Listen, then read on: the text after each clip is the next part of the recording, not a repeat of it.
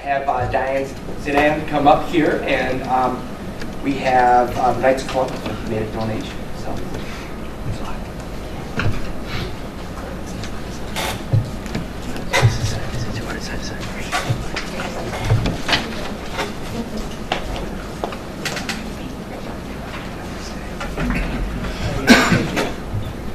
This is Gary Tutt, who is a representative from the Knights of Columbus, and he's here to present to the Special Education Department. Yes, I'm Gary Tutt here from the Father King Council, Knights of Columbus here in Ortonville, and I think I've been doing this for about 17 years now. So once a year we have our statewide effort for all the money we collect, giving out our Tootsie Rolls. All the money goes to the mentally impaired. And as far as I know, over the last 20-some years, Brandon Schools has been one of the recipients that we donate our money we collect. So I have here a check that I'd like to give to Brandon Special Education, an amount of $1,277. And I'll give this to Diane. Thank you very much.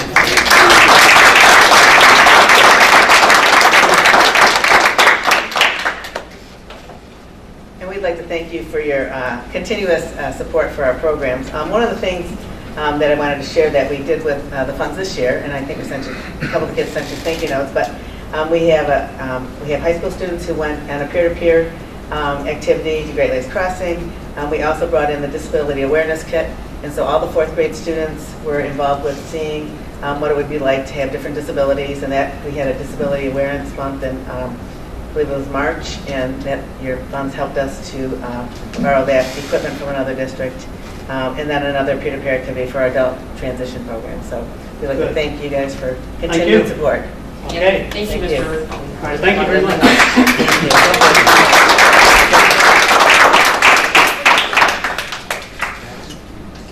Okay, next we're going to have our public comments where everybody's going to check on agenda business. Okay. Next, we're going to move on to our approval of consent agenda. Could I have a motion, please? I move the Brandon Board of Education approve the consent agenda as presented. Support. Okay, any discussion? Okay, all those in favor say yes. Yes. Any opposed say no. Okay, motion passes. Next are information and discussion items. Jan Meek, financial. I'm not going to repeat the presentation, but tonight we'll be voting on the final budget this year, food service, childcare, and general fund, and then all three for the 18-19 year, as well as our property tax levy, the 2018 property tax levy. We do have balanced budgets in our general fund. No change on the property tax levy from the current year. And so on the finance end, that's it. I mentioned that we will be discussing food service in more length in July, options for our food service fund, so we'll bring that to you in July. I've met with Suzanne a couple times, I'm meeting with her a couple more times, so I'm going to have some thoughts on that fund for you. One other thing, I always like to give you my community service update. We sent out, with the help of Christy, gathering all of the data. Several hundred letters went out to our bubble students, inviting them specifically their deficiency, so to go along with the whole district, what we're doing with the bubble students, inviting them to sign up, whether it be 2nd grade reading or 4th grade math or whatever. So this is all new, but with the help of data, we were able to do that, and that's good.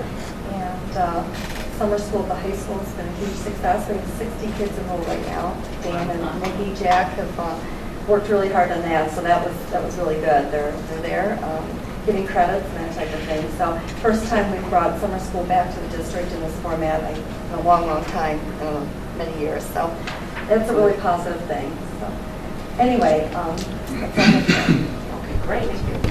Any questions, anybody? Okay, next education report.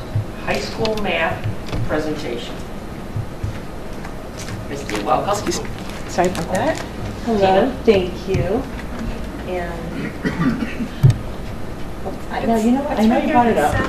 Oh, was it in the middle of the page? Sorry. Right there. Thank you. Okay. Very good. So I know you've been hearing us talk about high school math for the last year and a half, and this has really been quite a journey. The math department at the high school worked really hard to craft a vision for what mathematics education should look like. And we used this vision, I'm going to walk you through it quickly here, but we used it to serve as the filter for deciding what program would be best for us to adopt for our high school math program. We broke it down into two parts. What do we want for students and what do we want for teachers? We need our students to believe that mathematics is sensible, doable, and valuable. We want our kids to be confident, that's so critical, that they can persevere in solving problems, in using multiple representations and using different strategies. To be able to communicate their thinking, critique the thinking of others. We need our students to be able to connect their mathematical knowledge and their procedural fluency to the broader world, both independently and in collaboration with others. With regard to our teachers, we want our teachers to be able to provide thought-provoking discussions, to facilitate that, to ask big questions that are very challenging for our kids, use rich mathematical tasks, and that means that we're not just going to sit down and have a math problem and work through it, but use some real-life examples that kids have to work through. Productive struggle. We need our kids to actually get into things that are challenging, not have an immediate right answer, and be able to stick with it. And to see that there's coherence between these topics and other disciplines, in particular when you get into different aspects of economics or science or what have you. You see a lot of math that crosses over. And then that we have expectations that they will be fluent in the standards of mathematical practice. So this is the big vision, the filter through which we decided what we're going to look at. Okay? We looked at, well, before I go to what we looked at, ultimately we want our kids to be ready for college and career. This comes as no surprise. These 8 pieces here are critical to that. Being able to make sense of problems and persevere in solving them, reasoning abstractly, constructing viable arguments. You know, I talked to our 9th and 5th graders this year about these things, and one of the students said, "What does that mean quantitatively?" I thought, this is good that they're wondering, like, what does this mean for them? Be able to use numbers, right, and quantities. Using models, using appropriate tools, attending to precision, using structure. These are all important pieces. So we looked at 3 big programs, primary programs, big ideas. It's very traditional. Carnegie is another program. They have a lot of rich tasks. They provided a lot of scaffolding, perhaps a little too much. There are yearly costs involved, and you really need to have regular online access to maximize that program. Not all of our kids have regular online access. And then college preparatory mathematics. So you heard somebody say it earlier, CPM, which is different from CMP, which you've been listening to for some years, right? So CMP is the constructed math program at the middle school level. College preparatory math is at the high school level here. So they have the pieces that also align with our vision for math. It's being used, CPM is being used more across our county, and there are a lot of people that are moving to this after they've looked at the research. Carnegie's only used by a couple of our districts at this point, and in fact, when you look at the data around success with CPM and Carnegie, I think it's really interesting. There is a district, the flagship district for Carnegie is north of us. There we go. And this flagship district has only 17% free and reduced in their district. That's not very much. There's a really tight correlation between poverty and achievement. For a lot of reasons, that's a different conversation, but we know that to be true. They have 93% of their children are coming from a white background. Not that that makes a difference. I just want you to have the demographic piece here. And they have fewer than 10. In fact, I happen to know they have 2 English learners in Freeland. So they have very little poverty, 2 English learners. And they've been using Carnegie for quite a long time. I think the longest using district in the state. and half of their 11th graders are considered proficient on the SAT in mathematics. In West Bloomfield, they have almost twice as much free and reduced. 491 of their students are English language learners, and they're outperforming. If you didn't even think about free and reduced, and you didn't think about English learners, they're still outperforming. But when you put those demographics in, there's just no comparison. So it's aligned with our vision. We know that it's successful. And this is a program that offers professional learning in a way that most don't. The professional learning is critical. I'm going to come back to that. But ultimately, they believe, CPM believes, that if you're going to have long-term success, you need to have not just cooperative learning and problem-based learning, but also mixed-space practice.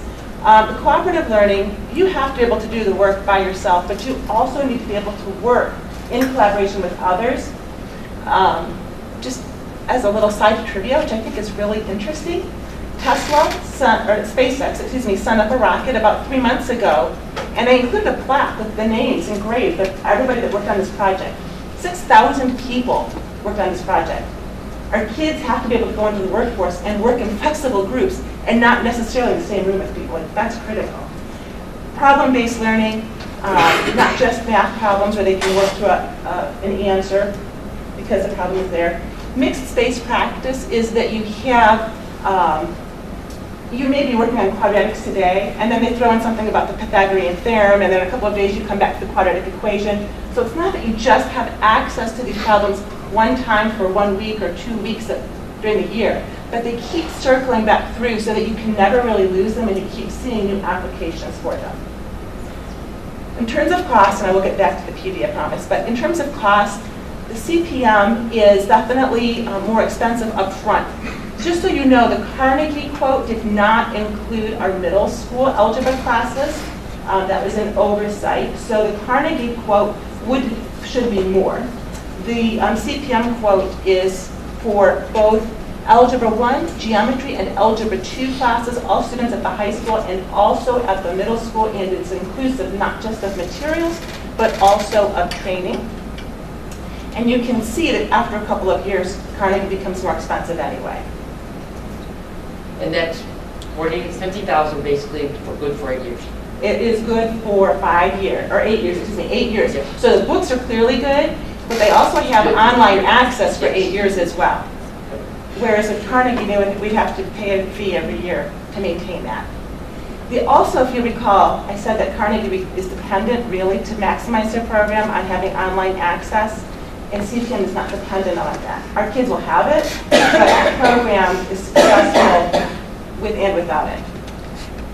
So the professional learning piece, I think, is the most amazing part for this because we really are trying to shift the way that we approach the learning of, the teaching of math, so that it is more problem-based and our kids do have to be put into productive projects. It's not just about getting through these math problems. So it really does require that we support our teachers. In the first year, there will be 8 days of professional development. And 4 days are going to occur before the start of the school year. And I'm really pleased that I was able to work with Dr. Outlaw, and of course at his suggestion we also communicated with the teachers union to make sure that we could come up with a system that would support the professional learning expectations outside of the regular school year, and the teachers agreed. So this is truly, it's just a gift all the way around. So 4 full days before the school year starts, and then we have half days. Right, on September 28th there's a half a day, and in January or February they're both half days, but we'll choose one. Same thing in March. We'll get subs for those teachers, those math teachers, on the other part of the half day so they have a full day. So the sub cost will be fairly minimal. November 6th, it's already a full day of PD. So we have 8 days. The dollar signs you see along the right side are just the costs that we have, that we will incur for the teachers engaging in the professional learning, whether they take 2 comp days or whether we pay them a stipend for 2 days or we have to get the subs on those other half days. Any questions about this part? So, this is not it though. I feel like, okay, but wait, there's more.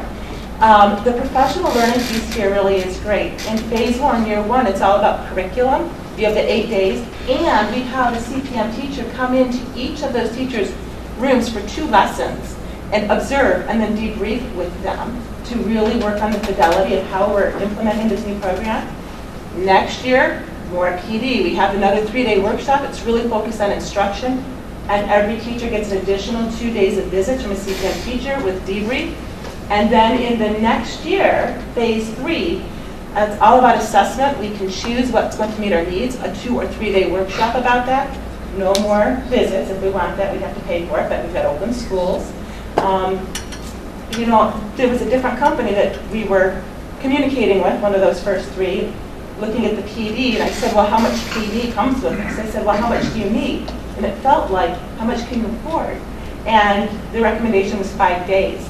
And here we have a company that, first of all, it's nonprofit, but they really are focused on what do we need to support people on a regular, ongoing basis as we make this shift in our pedagogy and how we provide instruction.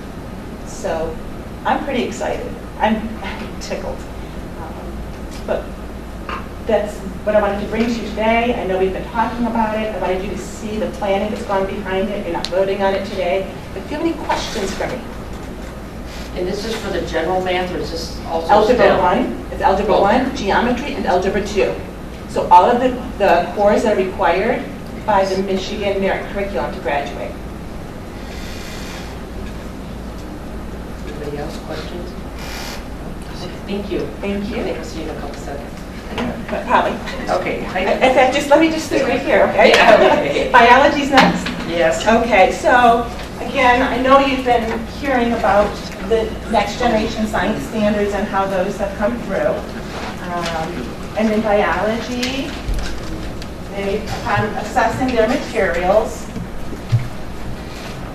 established that the current text really doesn't do an adequate job of addressing these standards, and asked that we consider a new text to support this. The next generation science standards, one of the biggest changes, is much like the CPM I just brought to you. It's a very investigative and hands-on and productive struggle and having to articulate your thinking, those types of pieces. So the text, they looked at 3 different texts. We have 3 biology teachers next year at the high school. All 3 of them looked at 3 different texts, went through the formal evaluation process. You know, we have a policy around this, what we have to look at, evaluate it for the bias, for instructional aids, for the format, the expense, the moral tone, all those types of things, how accurate is it, and so on. So they went through and evaluated everything and came up with a recommendation for this particular book. All of the books, this one and the others, they'll be at the central office. But you know what's nice about this one?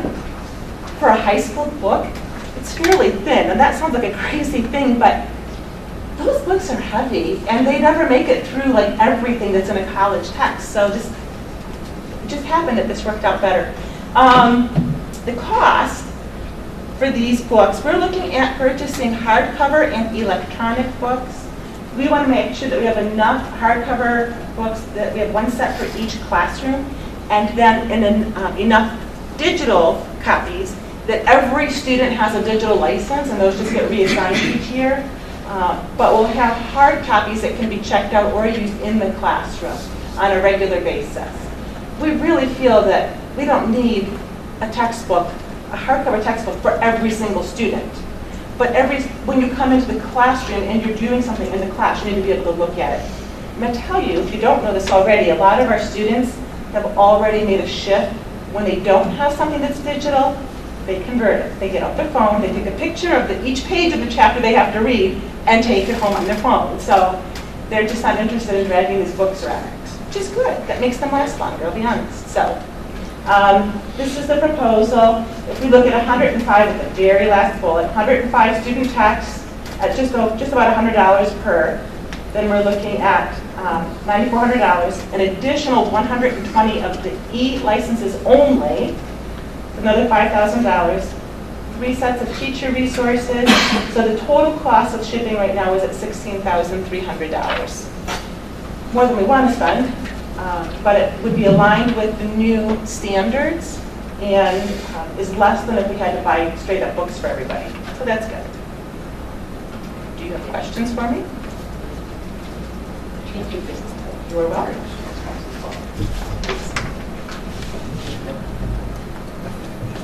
Deb already gave a presentation in the workshop on the social studies textbooks for the 7th and 8th graders, correct? Thank you. And this will all be back for action next month. Yep. Okay, next we're going to our action items. I need a motion to adopt the final 2017-18 budget. Can I have a motion, please? Move that the Brandon Board of Education adopt the final 2017-2018 amended budget as presented. Support. Okay, any discussion, any questions, concerns? Okay, all those in favor say yes. Yes. Yes. Anyone against say no. The motion passes for the final of the 2017-18 budget. Could I have a motion to adopt the proposed 2018-2019 budget, please? Move that the Brandon Board of Education adopt the 2018-2019 budget as presented. Okay, any discussion on that from board members? Okay, all those in favor say yes. Yes. Anyone against say no, please. Okay, the proposed 2018-19 budget passes. Next, I would like a motion for the 2018 tax levy. Move that the Brandon Board of Education approve the 2018 L-4029 tax levy as presented. Support. Okay, any discussion on that? Okay, all those in favor say yes. Yes. Any against say no. Okay, the approval for the 2018 tax levy is approved. Okay, next, the approval of middle school band and choir overnight trip to Chicago. Move the Brandon Board of Education approve the middle school band and choir overnight trip to Chicago on May 3rd and 4th, 2019 as presented. Support. Okay, discussion. Mr. Tucker, you got discussion about, or you want to just give us a brief overview of the... Yeah, they go every other year back in Chicago. This is their year to go back to Chicago. So it's a really fun trip. They have a really good time. Yeah, so a lot of nice, cool things they're doing. Okay, any questions, discussion? Okay, all those in favor say yes. Yes. Those against say no. Okay, the motion passes. They're going to Chicago next year. Okay, approval of early middle college application information. Could I have a motion, please? Oh, Read yeah. off that. Go ahead. Move that the Brandon Board of Education approve the following information for the early middle college application. It is understood that the state school aid section 6.4M requires that students must not be otherwise eligible for high school graduation to participate in a fifth year of high school, and that section 3F of the Post-Secondary Enrollment Options Act and section 3G of the Career and Technical Preparation Act require that students be enrolled in at least one high school course required for graduation, which must be a high school or dual enrollment math or math-related course, as presented. Support. This is our meeting. This was already approved. This is language that they asked. They wanted to see it from the board. This is just clarifying it so that we can send them this list. That's it. You already approved it. This is a no-brainer. It's opportunities for kids. This is a bureaucratic request. That's all I'm just saying. Okay, any other discussion, questions? Okay, all those in favor say yes. Yes. Those against say no. Okay, the wording's approved. Okay, approval of employment, elementary music teacher and resource room teacher. Could I I move the Brandon Board of Education approve to employ the following teachers for the 2018-19 school year as presented. Emily Ketchum, elementary music teacher, and somebody want to help me here? Leah Bagaski, resource room teacher. Support. Okay, discussion. I know we met Emily. Leah has already worked for the school system. She left last year and went to, I believe, the Bethany School District for a year and is returning to us. She's actually a fantastic teacher, and she was recruited away, and Diane did a great job of recruiting her back. And We got her back. She's another ace, so it's a really good pickup. So well done, Diane. What does a resource room teacher actually do? Depends on which level, but this is, these are folks, I'm gonna let Diane say it. Let her give the accurate information here. A resource room, special education resource room teacher carries a caseload of special ed students, depending on the level, anywhere from 10 to 20 students. So they're responsible for their entire planning and programming, making sure their accommodations, and do some specialized instruction. So depending on their goals and objectives. They're responsible Yeah, for for their their IEP is a big piece of it. And a lot of co-teaching at the high school Co-teaching. level. Yeah, explicit instruction, supporting all the accommodations, supporting and managing classroom assistants if they need supports for those students. So they do a lot of managerial working with the students and parents and the team of the general ed staff to make sure that students are getting what they need. Thank you. Thank you. Okay, any other questions, discussion? Okay, all those in favor of the approval of employment, say yes. Yes. Those against, say no. Okay, their appointment is approved.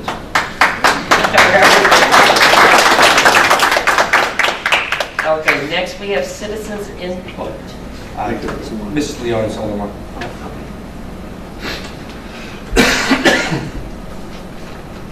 Good evening. Hi. Actually, I had a question for Christy. On your second or third slide for math, you mentioned scaffolding. Yes. What is that? So thank you. I appreciate that. So scaffolding is where, when you imagine a building and you put scaffolding on the outside when you're building it up, right? And then at some point, you don't need it anymore. You de-scaffold, like you take the scaffold down.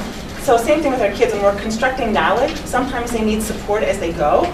So we may provide some hands-on pieces, like some manipulatives, or we may provide visuals, or we may provide specific questions to guide their thinking, or clues, those types of things. So it's scaffolded, and you don't want to over-scaffold. You want to have just, it's going to sound like the three bears, right, Goldilocks, but just enough so that they're engaging that productive struggle. You don't want to spoon feed them because you want them to stick with it, Okay. but enough that they also don't just give up. So it's like outside the text. It can be, and sometimes you'll have, like online, for some of the online stuff, if they're doing something and they say, I need a clue. So it'll give them a clue, but it won't be necessarily a big clue, and at some point it'll be like, keep working at it, right? So it's about asking questions to help guide their thinking, but not do it for them. Great. Yeah. Thank you. You're welcome. Any other questions? I think so. Okay, I don't have any. We don't have any other business. Meeting's adjourned. Thank you.